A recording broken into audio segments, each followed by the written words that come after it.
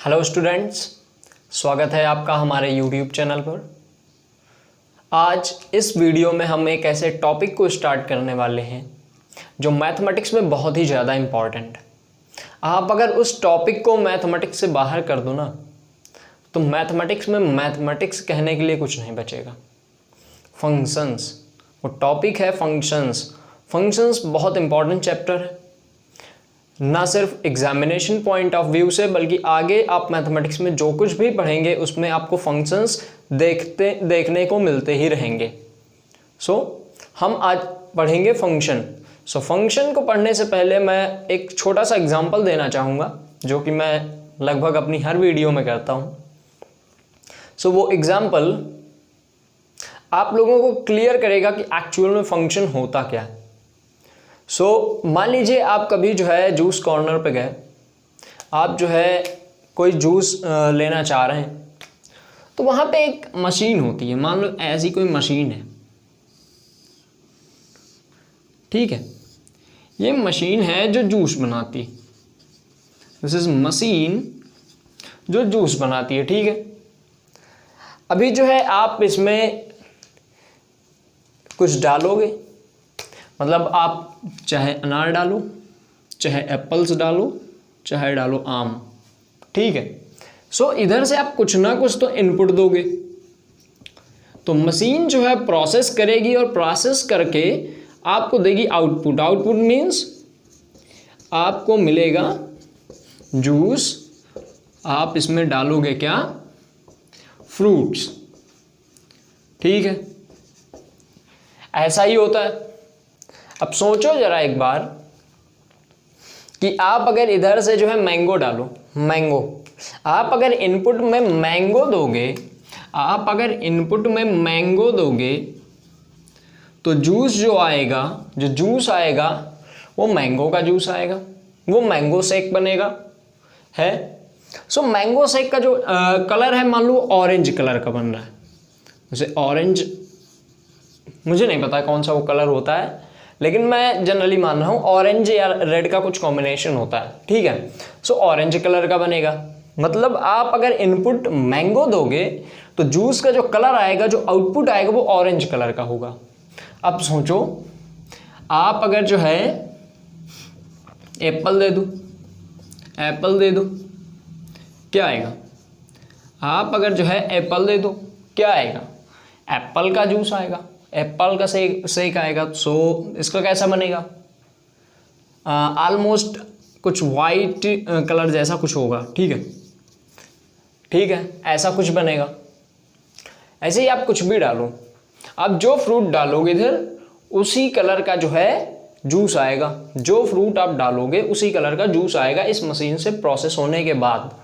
Important बात यहाँ पे क्या है, जो खास बात मैं बोल रहा हूँ वो ये है कि आप एक टाइप का फ्रूट डालोगे, आप मैंगो डालोगे, तो आपको उसी के जैसा, आपको उसी से कुछ मिलेगा। मीन्स एक के लिए ऑरेंज मिलेगा। ऐसा नहीं हो सकता है कि आप मैंगो डालो और आपको दो अलग अलग जूस मिल जाए, आपको दो अलग अलग शेक मिल जाए। मतलब आप एक फ्रूट के लिए, मान लो आप कोई सिंगल फ्रूट डालते हो, कोई सिंगल फ्रूट डालते हो, तो ऐसा नहीं हो सकता है कि एक फ्रूट के लिए आपको दो रिस्पॉन्सेज मिल जाएं। आपको येलो भी मिल जाए, एक येलो भी मिल जाए, आपको जो है ग्रीन भी मिल जाए। आपको दो रिस्पॉन्सेज नहीं मिलेंगे। आपको एक इनपुट के लिए दो आउटपुट नहीं होंगे। पहली बात, ये बात दिमाग में रख लो क्या, कि फॉर वन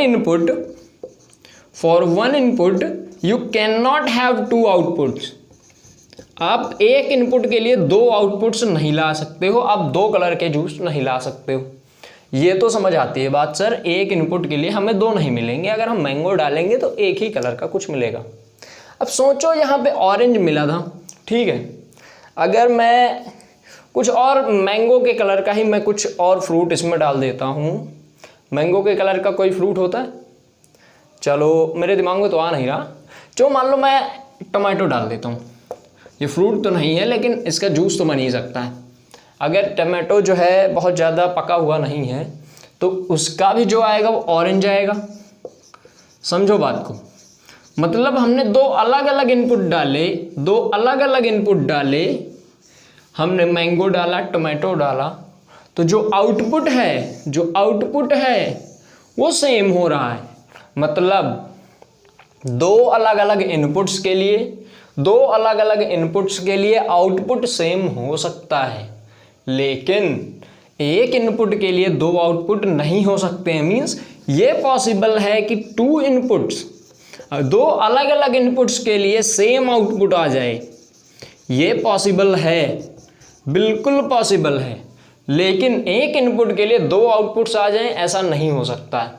अगर ये समझ आता है, ये मशीन आपको समझ में आ गई होगी। मशीन क्या कर रही है, आप इसमें कोई फ्रूट डालोगे, एक इनपुट डालोगे, तो उसको प्रोसेस करेगी और उसी कलर का जूस दे देगी, उसके करेस्पॉन्डिंग कलर का एक जूस दे देगी। सो आप एक इनपुट के लिए दो आउटपुट नहीं निकाल सकते। दो इनपुट्स के लिए आपका एक आउटपुट, एक कलर का जूस मिल सकता है, सेम कलर का जूस मिल सकता है, वो हो सकता है। ठीक है, एक और बात, अभी आप इसमें इनपुट में लिखा हुआ है फ्रूट। फ्रूट का मतलब ये नहीं आप कोई भी फ्रूट इसमें डाल दो, आप एक इनपुट डालोगे, एक वैलिड इनपुट होना चाहिए। आप जो इनपुट डाल रहे हो इसमें एक वैलिड इनपुट होना चाहिए। अगर आप कोकोनट डाल दो, अगर आप कोकोनट को जो है ऐसे ही डाल दो इसमें, क्या होगा, मशीन काम नहीं करेगी, मशीन काम नहीं करेगी कोकोनट के लिए, कोकोनट के लिए मशीन काम नहीं करेगी। सो आपका जो इनपुट होना चाहिए, आपका इनपुट वैलिड होना चाहिए, इनपुट वैलिड होना चाहिए। ठीक है, सो ये तीन बातें समझ आती हैं सर, कि एक इनपुट के लिए दो आउटपुट नहीं होंगे और इनपुट जो है हमारा वैलिड होना चाहिए। ठीक है, अगर ये कंडीशन सेटिस्फाई होती है कि एक इनपुट के लिए दो आउटपुट नहीं है, ये वाला फीचर आ जाता है, ऐसा हो सकता है, इस पे कोई रेस्ट्रिक्शन नहीं है, दो इनपुट के लिए एक आउटपुट आ जाए, सेम आउटपुट आ जाए। लेकिन इनपुट अगर वैलिड है तो आउटपुट आना चाहिए, इनपुट अगर वैलिड होगा तो आउटपुट आएगा। ठीक है, अगर ये तीनों कंडीशन जिसमें सेटिस्फाई होती हैं, उस मशीन को हम बोलते हैं मैथमेटिक्स में फंक्शन। मैथमेटिक्स में मशीन जो है हमारी, मैथमेटिक्स में जो मशीन है इसी को बोलते हैं फंक्शन। मैथमेटिक्स में इस मशीन को फंक्शन बोलते हैं। ठीक है, मैथमेटिक्स में इस मशीन को हम फंक्शन बोलते हैं। चलिए सर, मैं थोड़ा सा इरेज कर देता हूँ और कुछ समझने की ट्राई करते हैं हम। अरे सॉरी, ऑरेंज था, ऑरेंज ही लिख देता हूँ। ठीक है,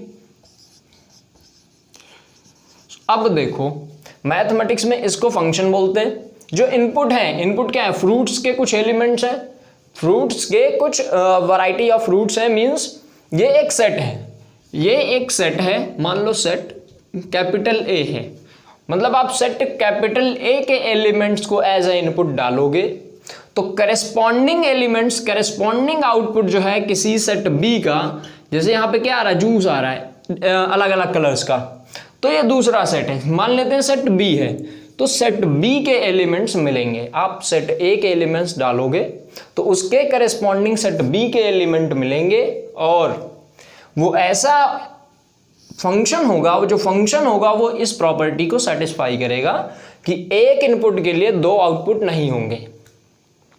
बात समझ में आ रही होगी, क्या बोला मैंने? थोड़ा सा मैथमेटिक्स से समझ लेते हैं। अभी तक जो है हमने फ्रूट वगैरह से समझने की कोशिश की है, थोड़ा सा मैथमेटिकल दिमाग चला लेता हूँ।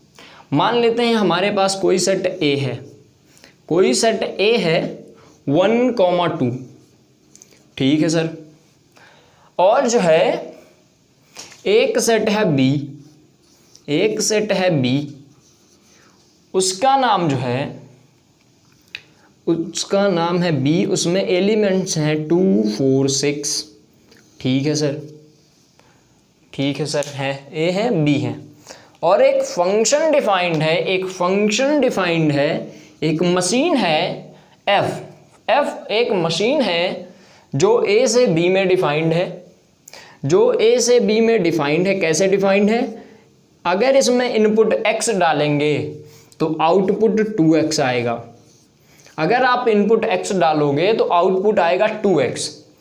तो चेक करो कि क्या ये फंक्शन है। चलिए हम लोग ट्राई करते हैं समझने का इसे कि इसकी क्या प्रॉपर्टीज होंगी। अगर आप x is equal to 1 put करोगे, x इज इक्वल टू आप 1 पुट करोगे तो 2 इंटू 1 2 आ जाएगा। देखो 2 इसमें है, सो 1 एक वैलिड इनपुट है, इस इनपुट के लिए एक आउटपुट हमें मिल रहा है। 2 पुट करते हैं, क्या आएगा, 4 आ जाएगा, ऑफ कोर्स 2 2 4 आ जाएगा। और ये 2 भी वैलिड इनपुट है क्योंकि 4 इसमें है, 4 बी में है। अब इसमें चूंकि कोई और बचा नहीं है तो 6 मैप नहीं होगा। मतलब हमारे जो आउटपुट्स थे, जूस के कलर्स थे, तो हो सकता है कि कोई ऐसा कलर हो सकता है कोई ऐसा कलर हो जिसके लिए आपके पास कोई फ्रूट ना हो कि उस कलर का जूस आपको मिल जाए। सिमिलरली यहाँ पर ऐसा हो सकता है कि कोई एलिमेंट कैपिटल बी में हो जिसके लिए कोई इनपुट ना मिले। अगर कोई इनपुट उस कैटेगरी का नहीं मिलेगा जो वो आउटपुट देगा, ऐसा हो सकता है। लेकिन ऐसा नहीं हो सकता है कि आप वैलिड इनपुट डालो, वैलिड इनपुट, अगर इनपुट इस फंक्शन के लिए वैलिड है तो आउटपुट पक्का मिलेगा। अगर आप इसमें कोई भी वैलिड फ्रूट डालोगे, एक ऐसा फ्रूट जिसका जूस बन सकता है, तो उसका जूस जरूर बनेगा। सिमिलरली यहाँ पर एफ में आप अगर कोई वैलिड इनपुट डालते हो 1 2 3, तो ऐसा नहीं होगा कि उसके लिए कोई जूस ना मिले, उसके लिए कोई करेस्पॉन्डिंग एलिमेंट ना मिले। ठीक है, ये होता है फंक्शन। अब मैं बताऊंगा फंक्शन की डेफिनेशन। अगर ये बात समझ आ गई है तो आप फंक्शन की डेफिनेशन बहुत आसानी से समझ पाओगे। देखो, फंक्शन की डेफिनेशन क्या होगी,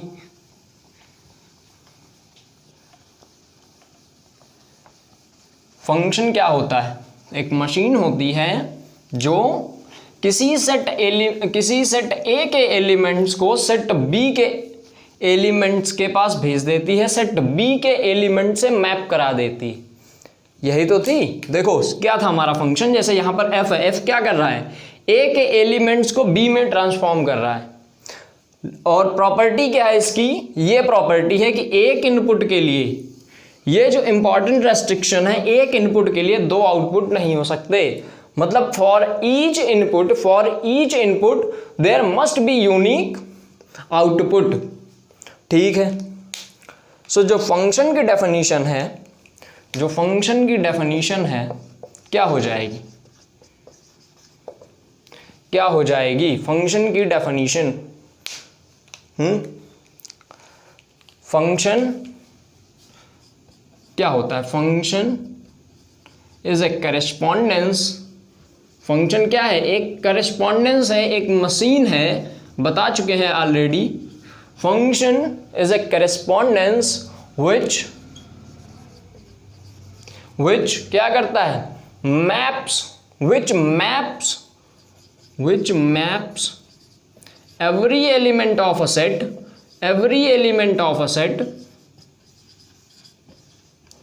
हमारे सेट ए को, जो हमारा सेट ए है, इसके सारे एलिमेंट्स को which maps किससे मैप करता है, to a unique element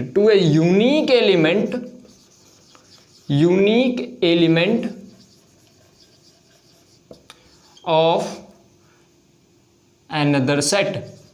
किसी दूसरे सेट के एलिमेंट्स किसी यूनिक एलिमेंट से मैप करेगा, किसी दूसरे एलिमेंट को असाइन करेगा। मींस यूनिक का मतलब क्या है यहां पर, यही कि एक इनपुट के लिए 2 आउटपुट नहीं होंगे। सो अगर ये कंडीशन सेटिस्फाई होती है तो ये हो जाता है हमारा फंक्शन। ये तो समझ आता है सर। अभी इसके नोटेशंस को हम जरा सा गौर कर लेते हैं।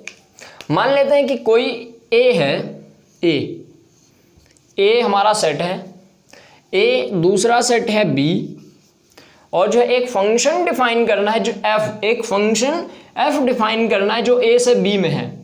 कोई फंक्शन अगर डिफाइन करना है जो ए से बी में है, मान लेते हैं यही ए है, ये वाला b हमने लिख दिया। अब एक फंक्शन, यही सेम फंक्शन f डिफाइन करना है, तो हम ऐसे लिखेंगे कि f such that a to b, f such that a to b मतलब a के एलिमेंट्स पर f ऑपरेट हो रहा है, a के एलिमेंट्स पर f फंक्शन वर्क कर रहा है और आउटपुट b के एलिमेंट्स आ रहे हैं।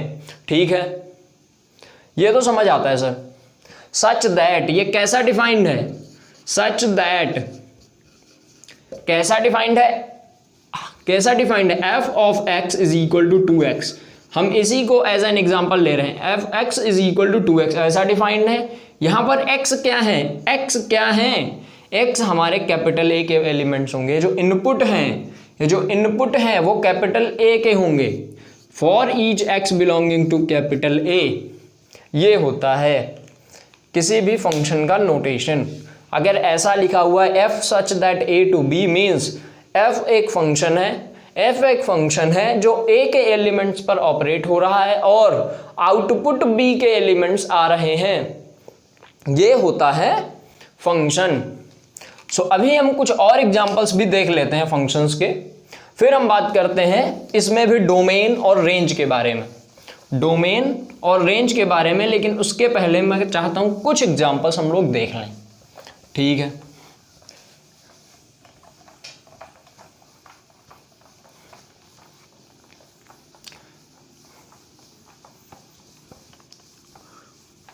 कुछ एग्जांपल्स देख लेते हैं अभी। देखो एक एग्जांपल क्या है, मैं एक क्वेश्चन लिख रहा हूं। ठीक है, आप लोगों को बताना है कि ये फंक्शन है या नहीं। मान लेते हैं ये a है या b है। ठीक है, हमारे पास इसमें एलिमेंट्स हैं 1 2 3, इसमें हमारे पास एलिमेंट है 4 6 8, मान लो कुछ भी है। ठीक है, एक फंक्शन ऐसा डिफाइन है, अज्यूम करो एक फंक्शन f डिफाइन है जो एक ऐसा ऑपरेटर, सॉरी मैं फंक्शन नहीं बोलूंगा, एक ऐसा ऑपरेटर बोल सकते हैं और ऐसा डिफाइंड है। ठीक है, सो हमें ये बताओ अगर f जो है कोई भी जो है एक ऑपरेटर है जो 1 को 4 से मैप कर देता है, 1 को 6 से भी मैप कर देता है, 2 को भी 6 से मैप करता है, 3 को 8 से कर देता है। सो क्या जो ये f है ये एक फंक्शन है? क्वेश्चन ये है कि इज f अ फंक्शन? क्या f एक फंक्शन है? सो आप दिमाग चलाओगे, देखोगे कि सर जो 1 है हमारा वो 4 से भी मैप हो रहा है, 6 से भी मैप हो रहा है। मीन्स 4 से भी मैप हो रहा है, 6 से भी मैप हो रहा है, मतलब एक इनपुट के लिए 2 आउटपुट आ रहे हैं, एक इनपुट के लिए 2 आउटपुट आ रहे हैं, मतलब ये फंक्शन नहीं है, ये फंक्शन नहीं है। बहुत बेसिक क्वेश्चन है लेकिन आपको आना चाहिए, बहुत बेसिक क्वेश्चन है। ये इतना बेसिक है कि जब इसको जनरलाइज करके हम देखेंगे ना अभी बाद में, तो आपको पता चलेगा कि ये फंडामेंटल है, ये फंडामेंटल है, आपको ये आना ही चाहिए। या फिर मान लो हम कोई भी ऐसा लिख दें, कोई एक f डिफाइन कर दें a से b में। ठीक है, वेयर a क्या है हमारा? a है हमारा 1 2, b है हमारा 3 4 6। ठीक है, ये हो गया हमारा b। सो मैं एक फंक्शन लिख रहा हूँ। ठीक है, एक फंक्शन लिख रहा हूँ मैं, मतलब फंक्शन क्या, इसका जो है मैं डेफिनेशन लिख रहा हूँ such that f of x is equal to 2x, f of x is equal to 2x, f of x is equal to 2x। ठीक है, अब बोला जा रहा चेक करो कि क्या ये f फंक्शन है, क्या जो f है हमारा ये एक फंक्शन है। सो आप क्या करोगे? आप ये कैसे चेक करोगे कि f हमारा फंक्शन है? आप f पहले 1 रखो, f of 1 is equal to कितना आएगा? 2 इंटू 1 2। देखो आउटपुट का क्या आया? 2, लेकिन यहाँ पर तो 2 है ही नहीं ना, इसमें 2 नहीं है, हमारे आउटपुट्स में जो पॉसिबिलिटी है उसमें 2 नहीं है।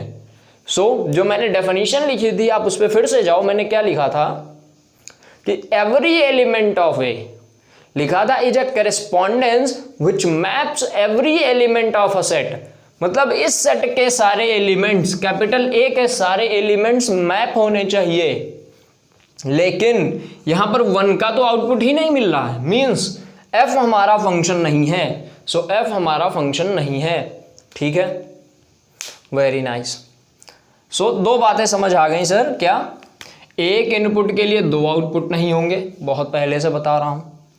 दूसरी कि हमारे जो ये जो ए लिखा हुआ है, जो ए सेट है जिस पर एफ ऑपरेट हो रहा है, इसके सारे एलिमेंट्स के लिए, इसके सारे एलिमेंट्स के लिए हमें एक आउटपुट मिलना चाहिए। अगर नहीं मिल रहा है इसके साथ किसी भी एलिमेंट के लिए अगर हमें आउटपुट नहीं मिल रहा है, सो ये फंक्शन नहीं है, सो ये फंक्शन एफ ए पर डिफाइंड नहीं है।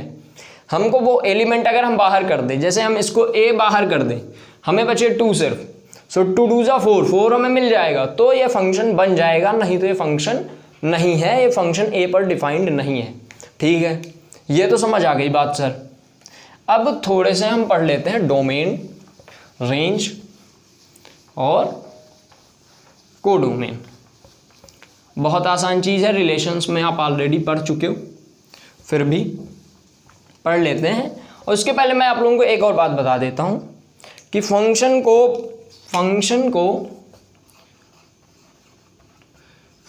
को मैपिंग भी बोलते हैं, फंक्शन को मैपिंग भी बोलते हैं। ठीक है, फंक्शन को मैपिंग भी बोलते हैं। और जो है अगर कोई फंक्शन मान लेते हैं F X is equal to Y आ रहा है, ठीक है, इसका मतलब होता है कि x इनपुट है तो y आउटपुट है। मैथमेटिक्स के भाषा में x जो है, x इज मैप्ड, x क्या है, मैप्ड टू y, y के साथ इसकी मैपिंग है, x y के साथ मैप हो रहा है। यहाँ पर y, ये याद रखना, y जो है x की इमेज है, y is image of x। Simple सी बात है, आप जो आउटपुट डालोगे वो इमेज होगा इनपुट का, बस इतना याद रखो, आउटपुट इमेज है इनपुट का। ये लैंग्वेज बहुत ज़्यादा यूज होगी कि ये इसकी इमेज है, या फिर मैपिंग वाला वर्ड बहुत यूज होगा, सो ये याद रखना। ठीक है, चलिए सर, अब वही बात आती है, हमको पढ़ना क्या है, डोमेन, रेंज एंड कोडोमेन। बस मैं थोड़ा सा बता देता हूँ, नेक्स्ट वीडियोस में डोमेन कोडोमेन को हम बहुत अच्छे से एक्सप्लोर करेंगे, बहुत अच्छे से पढ़ने वाले हैं, बहुत सारे फंक्शंस को देखने वाले हैं। यहाँ पर मैं सिर्फ कुछ बेसिक एग्जांपल्स दे रहा हूँ। एक एग्जांपल जो मैंने इरेज कर दिया गलती से, लिख देता हूँ 1, 2 b इज इक्वल टू 2, 4, 6। मैं बहुत बेसिक एग्जांपल ले रहा हूँ सिर्फ ये समझाने के लिए कि डोमेन, रेंज होते क्या है। एक बार आप समझ गए, एक फंक्शन डिफाइंड है ए टू बी सच दैट, जहां पर एस टी लिखा हुआ समझ लीजिए सच दैट लिखा हुआ है, such that f of x is equal to 2x। यहाँ पर x क्या होगा, x इनपुट है, कैपिटल ए में होगा। यहाँ पर देखो क्या लिखा हुआ है, फॉर ईच, मतलब सारे के सारे x के लिए सारे के सारे कैपिटल ए के एलिमेंट्स के लिए एक आउटपुट मिलेगा। 1 पुट करोगे 2 1 जा 2 मिलेगा, 2 पुट करोगे 4 मिलेगा, मतलब 1 2 से मैप हो रहा है, 2 4 से मैप हो रहा है। ठीक है, सो हमें इनके जो है जितने भी एलिमेंट्स हैं इनके आउटपुट मिलेंगे। सो हमारी जो डोमेन है, जो मैंने रिलेशंस में बताई थी, क्या होती है, इनपुट्स, जितने वैलिड इनपुट्स हम डाल सकते हैं। ए मतलब ए क्या है, collection of valid input, collection of valid inputs. Mathematics की लैंग्वेज नहीं है ये, लेकिन आपके समझने के लिए आसान रहेगा। कलेक्शन ऑफ वैलिड इनपुट्स मतलब ए हमारा क्या हो गया, ए हो गया हमारा डोमेन, ए हो गया हमारा डोमेन। कोडोमेन क्या होता है, कोडोमेन क्या होता है, जिसमें आउटपुट्स मिल रहे हैं हमें, जिसमें हमें आउटपुट्स मिल रहे हैं, हमें आउटपुट्स इसमें मिल रहे हैं। सो आउटपुट्स कहाँ मिल रहे हैं, कैपिटल बी में, मतलब the set in which we are getting outputs.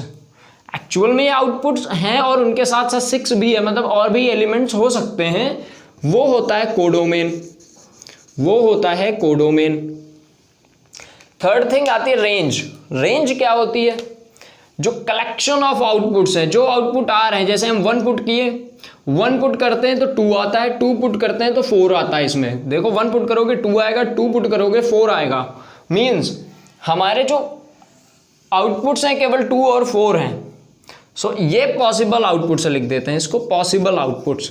ये पॉसिबल थे कि 2, 4, 6 में से कुछ भी मिल सकता है, लेकिन अगर हम आउटपुट्स को देखें, सिर्फ कलेक्शन ऑफ आउटपुट्स, जो आउटपुट्स आए हैं, collection of outputs, collection of outputs, वो होता है रेंज, वो होती है रेंज। यहां पर क्या है, collection of outputs equal to का साइन है, एक सेकंड मैं सही से कर देता हूं। सो क्या है, 2 और 4 मिल रहे हैं हमें। सो सेट है, सो कर्ली ब्रैकेट लगेगा 2, 4। ये हमारी रेंज है, ठीक है, ये रेंज है। So domain, codomain, range. उम्मीद है आप लोगों को क्लियर हो गया होगा। फंक्शन क्या होते हैं ये भी वेल डिफाइंड कर दिया मैंने, आपको समझ आ गया होगा कि फंक्शन क्या होते हैं, उसकी जो इम्पॉर्टेंट प्रॉपर्टी क्या होती है, और जो है उसकी डोमेन, कोडोमेन और रेंज, ये तीनों होते क्या है, बेसिकली क्लियर हो गए होंगे। अभी हम बहुत सारे एग्जाम्पल्स को देखेंगे अपनी नेक्स्ट वीडियोस में, क्योंकि फंक्शंस बहुत बड़ा चैप्टर है, बहुत बड़ा टॉपिक है अपने आप में। सो हम एक एक फंक्शन को देखते जाएंगे, उसमें डोमेन, रेंज सब कुछ कैलकुलेट करते जाएंगे। सो आपको ये कॉन्सेप्ट और ज़्यादा क्लियर होते जाएंगे। और जो है फंक्शंस बहुत इंपॉर्टेंट हैं, जितने भी फंक्शंस हम आगे पढ़ेंगे, चाहे वो ग्रेटेस्ट इंटीजर फंक्शन हो, मॉडुलस फंक्शन हो, या क्वाड्रेटिक फंक्शन हो, साइन हो, ट्रिग्नोमेट्री हो, लॉग हो, एक्सपोनेंशियल हो, सब पढ़ेंगे। लेकिन वो फंक्शंस बहुत इंपॉर्टेंट हैं, उनके लिए आपको डोमेन, रेंज और कोडोमेन की डेफिनेशन आनी चाहिए। सिर्फ इनको पता होना चाहिए होते क्या हैं। दूसरी बात आपको पता होनी चाहिए फंक्शंस क्या होते हैं। हम उनके ग्राफ्स भी पढ़ेंगे, कल हम बात करेंगे पहले ग्राफ्स क्या होते हैं नेक्स्ट वीडियो में, फिर हम बात करेंगे जो है डिफरेंट टाइप के फंक्शंस को हम एक एक वीडियोज़ में देखेंगे, ठीक है। सो आप लोग इस डेफिनेशन को देख लीजिए, इस वीडियो को देख ही लिया है तो अच्छे से आ गया होगा।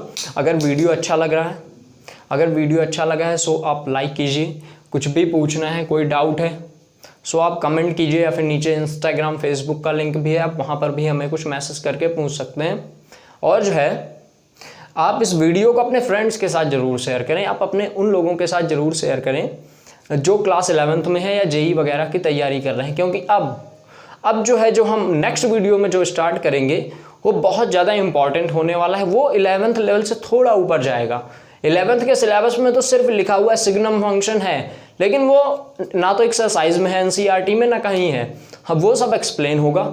सो आप ज़रूर शेयर कीजिए ताकि वो नेक्स्ट वीडियो को ज़रूर देख सकें, ठीक है। और ये फंक्शंस क्लियर रहेंगे तो वो भी समझ आएगा। सो मिलते हैं हम लोग अपनी नेक्स्ट वीडियो में, तब तक के लिए